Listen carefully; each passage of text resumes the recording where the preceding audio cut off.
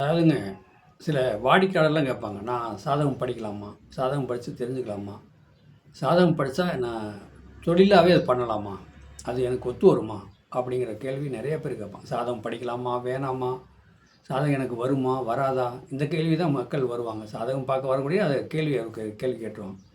ஏன்னா, அந்த சாதகம் சொல்லும்போது அவங்க ஆச்சரியப்படுறாங்களே, "இந்த இது எப்படிங்க அந்த கடத்த பார்த்து டக்கு டக்குன்னு சொல்கிறீங்க? இதெல்லாம் ஆச்சரியமா இருக்குங்க. மிராக்கா இருக்குது." அப்படின்னு சொல்லுவாங்க. அதுக்கு என்ன காரணம் அப்படின்னு கேட்டிங்கன்னா, உங்கள் லக்கணத்துக்கு 2ஆம் இடம் சனியாக இருக்கலாம். 2ஆம் இடத்த சனி கூட பார்க்கலாம். மந்தகாரகன் எப்படிங்க பார்த்தா 2ஆம் இடம்னா வாக்குஸ்தானம் அல்லவா? அப்படின்னா சனி பார்வையை பொறுத்து இருக்கிற இடத்த பொறுத்து 2ஆம் இடம் சனி வீடாக இருந்தாலும் சரி, 2ஆம் இடம் சனி பார்த்தாலும் சரி, லக்கணாதிபதி 5க்கு போனாலும் சரி, 5ஆம் இடத்துல செவ்வாய் இருந்தாலும் சரி, புதன் இருந்தாலும் சரி, கண்டிப்பாக நீங்கள் சாதகம் படிக்கலாம்.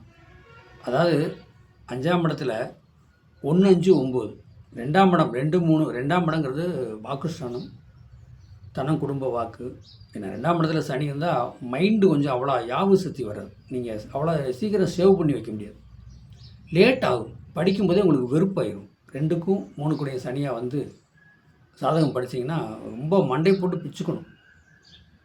ஏன்னா மேடையில் பேச முடியாது, பப்ளிக்கில் பேச முடியாது. பேசுகிறது பூரா ரிவேர்ஸாகவே வரும். நீங்கள் இது நடக்கும் அது நடக்குன்னு சொன்னால் நடக்காமல் போயிடும். அப்போ வந்து மனசு வேதனை அடையும். ஆனால் அதுக்குன்னு ஒரு பக்குவத்துக்கு அந்த சனிபான் உணர்வார். கஷ்டப்பட்டு படித்து பக்குவம் அடையும் போது அவங்க கூட கொடுத்துருவார். அப்போ படிக்க ஆரம்பிச்சிடும். சொன்னால் படிக்கும். ஃபஸ்ட்டு ஸ்டார்டிங்கில் சாதனை நான் படிக்கிறேன், நான் சொல்லணுமா அப்படின்னு போனால் நம்மளுக்கு தடையை கொடுக்கும்போது பயம் வந்துடும். 2-3 வருஷமாக படிச்சுட்டு சொல்லவே முடியாமல், 4 வருஷம் படிச்சுட்டு சொல்லவே முடியாமல் தான் நிலைமை என்ன ஆகும்? புரிஞ்சுக்கிட்டீங்களா? அதனால் 2ஆம் இடம் இருந்தால் சனி இருந்தால் பார்வை இருந்தாலும் சாதகம் படிக்கலாம், தொழில் ரீதியாக இப்போ சொல்லலாம்.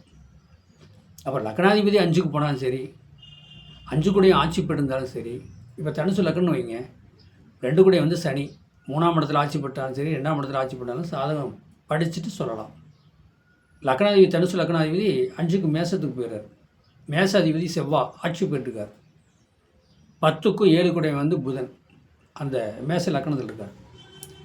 பாருங்கள், கண்டிப்பாக சாதகம் படித்து அவங்க தொழிலாகவே ஆஃபீஸ் பெரிய லெவலுக்கு போட்டு சொல்லலாம், கிளைகளாகவும் போடலாம். 2-3 பக்கம் போட்டு வாரத்தில் இங்கே 2 நாள் அங்கே 2 நாள் இப்படிலாம் சொல்கிறதுலாம் நிறைய வாய்ப்பு இருக்குது. ஏன் அப்படின்னா தனுசு லக்கணம், இப்போ தனுசு லக்கணத்துக்கு 5ஆம் இடம் மேஷம், அதுக்கு மேஷத்துக்கு 5ஆம் இடம் சிம்மமாக வரும், சிம்மத்துக்கு 5ஆம் இடம் தனுசு, 5ஆம் இடம் வரும். ரவுண்ட் பண்ணி பாருங்களேன் நீங்கள்.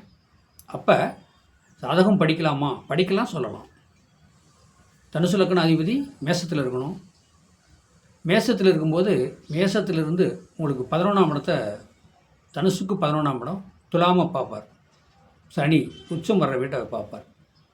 அதே மேஷத்திலிருந்து 9ஆம் பார்வையாக தன்னுடைய லக்கணத்தையே பார்ப்பார் குரு பகவான்.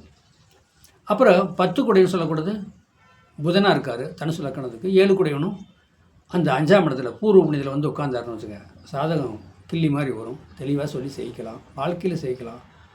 தொழில் ரீதியாகவே நீங்கள் அந்த சாதகம் பார்க்கலாம்னு வச்சுக்கல, வருமானத்தை ஈட்டக்கூடிய வாய்ப்பு நிறையா இருக்குது. அதை நீங்கள் மெயினாக பார்த்துக்கங்க. 2வது வந்து சாதகம் படிக்கலாமா படிக்கக்கூடாதாங்கிறதுல நிறைய காரணங்கள் இருக்குது. ஒன்றும் இல்லைங்க, ஒரு 4ஆம் இடத்துல வந்து பாவிகள், இப்போ ராகு இருந்தால் ஆப்போசிட்டு தான் கேது இருக்கும். சனி இருக்கிறாங்க, ராகு சனி சுபகிரகங்கள் இல்லாமல் இருந்து 9 கூட பார்த்தான்னு வச்சுங்க, அந்த 4ஆம் இடம் சூட்சமாயிருங்க. ஒரு கட்டத்தில் வந்து பாவிகள் இருக்கிறாங்க, சரியில்லாதவங்க இருக்கிறாங்க, லக்னாதிபதி பார்க்கலாம், 5 கூடையும் பார்க்கலாம், 9 கூடையும் பார்த்தாலும் அந்த இடம் சூட்சமாயிரும். பாவிகளோட வேலை ஆஃப் ஆயிரும். சுபகிரகம் பார்க்கும்போது அதில் நல்லதே நடக்கும். அப்போ சுபகிரகம் இருக்குது, 2ஆம் இடத்துல வந்து சரியில்லாத கிரகம் 2-3 கோள் இருக்குது, 4 கோள் இருக்குது அப்படின்னா பயப்பட வேண்டாம். அப்போ அந்த இடத்த யார் பார்க்குறாருன்னு பாருங்கள். அந்த இடத்துக்கு 2ஆம் இடத்தை பார்க்குறாரா, அதை மெயினாக பாருங்கள். அப்போ அந்த 3 கோள் சரியில்லாமல் கோள் இருக்குது அப்படின்னு சொன்னால் அதுக்கு 1-5 பாருங்கள், திரிகோணம் கேந்திரம் பாருங்கள், இப்படி கணக்கெடுத்து பாருங்கள். கண்டிப்பாக செய்யலாம், அதில் எந்த ஒரு மாற்றம் கிடையாது. இது வந்து சாதகங்கிறது வந்து ஒரு கடல் மாதிரி கடலில் முத்தெடுக்கிற மாதிரி என்னங்க. அதாவது மந்திரங்கால் மதிமுக்கால், நீங்கள் கணக்கு போடுறதுலே வந்துடும். மந்திரங்கால் மதிமுக்கால் நீங்கள் கணக்கு போடுறதுலே வந்துடும். ஒரு கிரகம், இப்போ நீங்கள் கிரகமாகவே இருங்க, நவக்கிரகமாகவே நினச்சிட்டு இருங்க. பப்ளிக்கில் போகிறீங்க, இல்லை நவக்கிரகமாகவே நினைங்க, நவக்கிரகமாகவே பாருங்கள். இப்படி பார்த்தீங்கன்னா கிரகம் வந்து உங்களுக்கு மைண்டில் வந்து நின்றும். ஞாபகசக்தியாக நிற்கும். உங்களுக்கு வந்து சொல்ல ஆரம்பிச்சிடும். இதுதாங்க கிரகம், நவக்கிரகம், பிரபஞ்சம், பஞ்சபூதம். என்னுடைய சேனலை மற்றவங்களுக்கு ஷேர் பண்ணுங்கள், பெல் பட்டன் ஆன் பண்ணுங்கள், சப்ஸ்கிரைப் பண்ணுங்கள். என்கிட்ட சாதகம் பார்க்க விருப்பப்பட்டால் 95 14 77 10 74 சாதகம் வாட்ஸ்அப்பில் அனுப்புங்க. உங்களுக்கு தெளிவான பலன் சொல்கிறேன்.